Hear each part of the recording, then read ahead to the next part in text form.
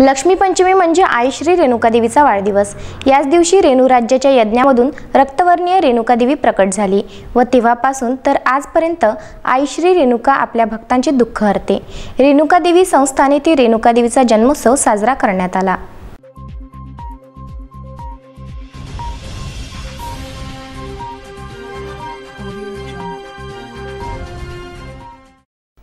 मराठवाड्यातील नांदेड जिल्ह्यातलं श्री क्षेत्र माहूर म्हणजे श्री रेणुकादेवी यांचं स्थान हे रेणुकादेवीचं जन्मस्थान सुद्धा आहे। दरवर्षी येथे चैत्र नवरात्र हा उत्सव फार मोठ्या प्रमाणामध्ये पार पडतो। यावर्षी कोरोनाच्या पार्श्वभूमीवरती नवरात्राचा हा उत्सव फक्त रेणुकादेवी संस्थान कर्मचारी व पुजारी यांच्याकरताच होत आहे। रविवार चैत्र शुद्ध पंचमी म्हणजे श्री लक्ष्मी पंचमी। याच लक्ष्मी पंचमीच्या दिवशी श्री रेणुका देवीचा जन्म झाला होता। रेणू राजाने केलेल्या यज्ञामधून रक्तवर्णीय श्री रेणुका देवी ही श्वेत वस्त्रांमध्ये प्रगट झाली होती।